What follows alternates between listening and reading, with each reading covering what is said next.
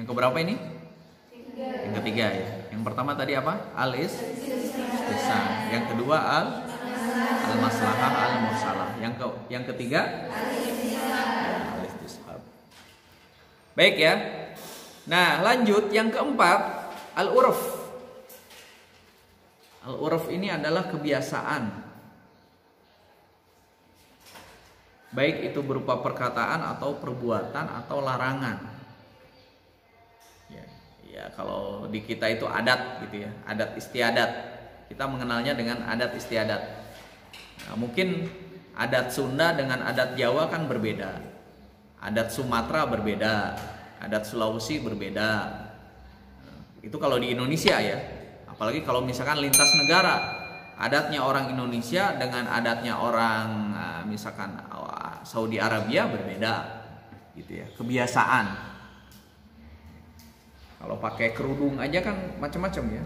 Lihat pakai kerudungnya orang-orang India. Ya, orang-orang India itu berarti ada Bangladesh, ada Pakistan. Nah, pakai kerudungnya kayak gimana? Dia puter-puter gitu kan. Ya kan? Nah, itu kan adat, kebiasaan. Atau misalkan pakaiannya orang Sumatera Barat, Padang.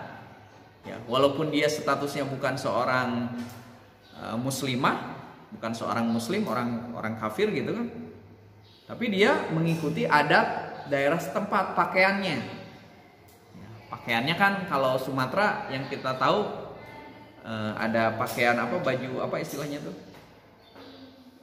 Baju kayak baju kurung gitu ya, baju Padang gitu jadinya dikenalnya gitu kan. Gitu kan? Cuman bedanya mereka tidak di kerudung aja gitu ya. Nah, itu adat gitu ya. Nah, termasuk kalau misalkan di sini dijelaskan adat ini ada dua, ada adat atau ada urf amali, ada urf qauli. Ya, urf amali itu misalkan ketika jual beli ya. Ketika akad jual beli, kita kan tidak melafazkan ijab qabul ya. Kalau dalam bahasa Sunda nampi barangna nyangakeun barangna nampi artosna.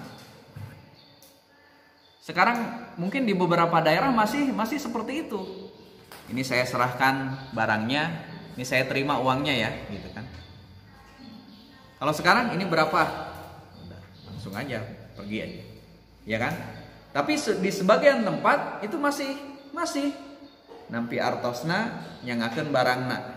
Gitu ya. Itu kalau bahasa Sunda. Ya kan? Itu masuk kategori uruf amali atau misalkan uruf qauli. Ketika misalkan penyebutan nama gitu ya. Kalau dalam bahasa Arab kalau memanggil anak laki-laki itu ini tipe ya. Bukan walad, ada D ya, walad. Nah. Ya. Ya, kalau orang Arab memanggil anak laki-laki itu dengan istilah walad. Ya walad. Gitu ya. Kalau orang Sunda biasanya kalau manggil anak laki-laki apa? Kalau nggak Ujang, Asep gitu ya. Asep, Ujang. Sehingga namanya banyak yang nama Asep gitu ya. Padahal Asep itu bisa jadi panggilan. Nah, makanya ada kumpulan Asep sedunia. Ya. Kalau orang Jawa biasanya manggilnya kalau anak laki-laki apa? Mas. Ya. Kayak gitu. Nanti beda lagi dengan daerah Sumatera. Daerah Sumatera manggilnya apa?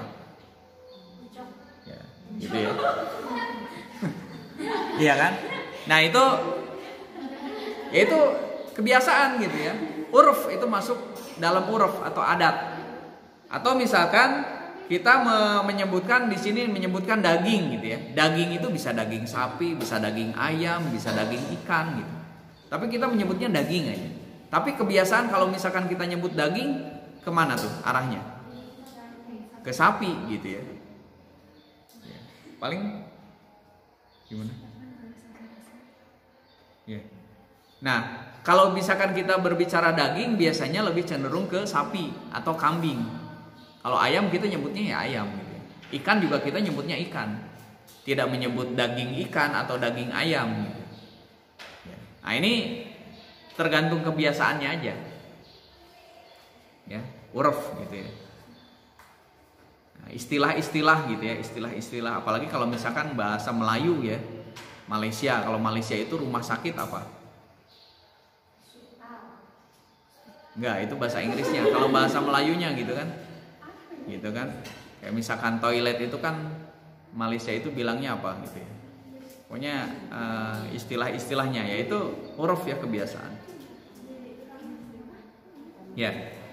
Nah, ini secara bahasa. Nah, kemudian catatannya juga di sini yang dimaksud dengan uruf di sini ya. Perbedaan antara uruf dan ijma. Kalau uruf itu adalah kesepakatan kalangan umum. Ya seperti kita sepakat itu adalah kebiasaan, ya udah. Itu masuk uruf. Tapi kalau ijma itu kesepakatan kalangan khusus saja kalau ijma. Yaitu para mujtahid atau ulama yang kompeten. Itu ijma. Jadi kalau misalkan, oh ini kan sudah dari dulu juga begini seperti ini, itu nggak masuk ijma kategorinya, tapi itu masuk kategori uruf. Ini di zaman baheula dari zaman nenek moyang juga seperti ini. Nah itu kan berarti kebiasaan di sebuah masyarakat. Gitu. Nah, misalkan dalam nanti kategorinya itu dalam bab muamalah. Ya. Nah, ini ya. Jadi mudahnya uruf ini adalah pertama secara bahasa adalah adat atau kebiasaan. Nah, secara apa? Secara keseharian ya. Berbeda antara yang namanya uruf dan ijma. Ya. Jadi tidak boleh disamakan. Uruf dan ijma itu beda banget gitu. Kalau uruf itu kesepakatan kebiasaan sehari-hari sebuah masyarakat atau sebuah kelompok tertentu, atau juga bisa merupakan kebiasaan individu personal. Nah, kalau ijma ini adalah kalangan khusus ya, para mujtahid, para imam mujtahid ataupun para ulama-ulama yang ini ijma. Nah, contohnya uruf itu apa? Contohnya itu uruf itu adat kebiasaan, ada yang baik, ada yang tidak baik. Ada yang sahih, ada yang fasid.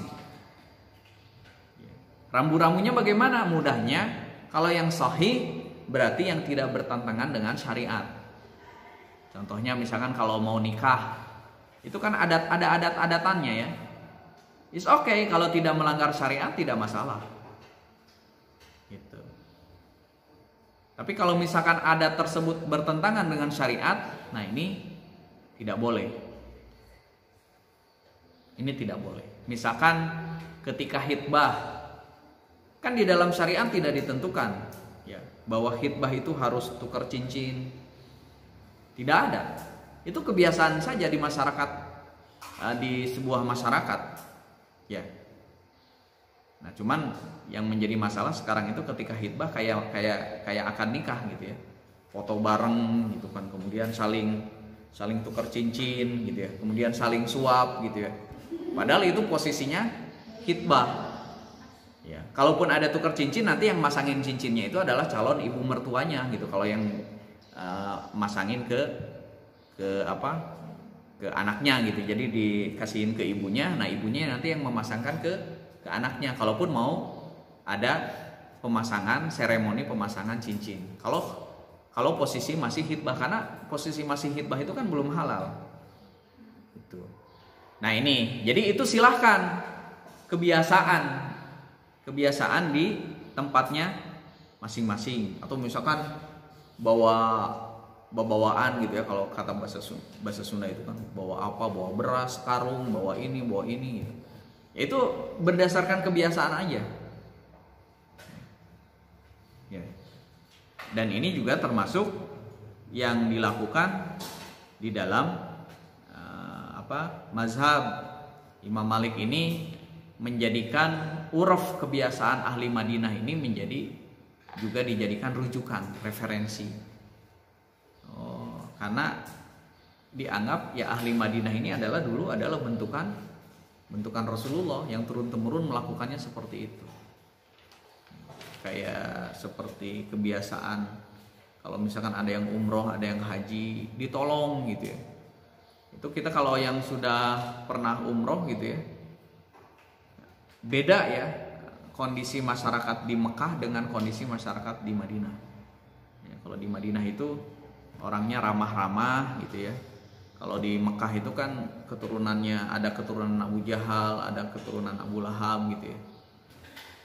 Beda lah dari tutur katanya, lebih santun masyarakat Madinah gitu ya. Terus ketika menolong yang sedang kesusahan gitu ya, misalkan kita tersasar, itu ditunjukkan bahasa-bahasanya itu. Nah ini kan menjadi kebiasaan, urf ya. Beda kayak misalkan kebiasaan masyarakat di kota dengan masyarakat di kampung beda ya. Termasuk Imam Syafi'i kan kita mengenal di Imam Syafi'i itu ada istilah qaul qadim, ada istilah qaul jadid gitu ya. Qaul qadim ini ketika Imam Syafi'i berdomisili di Baghdad atau di Irak. Qaul jadid ketika Imam Syafi'i berpindah ke Mesir. Nah, ini juga ternyata digunakan kebiasaan menjadi sumber hukum di dalam Islam. Nah, adapun yang fasid, yang rusak ya tidak menjadi sumber hukum, bahkan tidak boleh gitu ya. Apalagi yang sudah jelas-jelas adat kebiasaan tersebut atau uruf tersebut melanggar syariat. Gitu ya. Nah, itu sudah tidak boleh, kayak misalkan judi dan lain sebagainya. Atau misalkan kebiasaan di dalam pernikahan itu mengundang organ tunggal gitu ya, joget-joget, dangdut-dangdut gitu ya, membuka aurat di situ. Nah itu kan kebiasaan tapi bertentangan dengan syariat. Nah bagaimana caranya ya? Caranya kita rubah gitu, gantilah dengan nasyid gitu ya. Nah, kan itu bisa seperti itu. Oke ya, uruf selesai saya kira, dan contoh-contohnya banyak ya.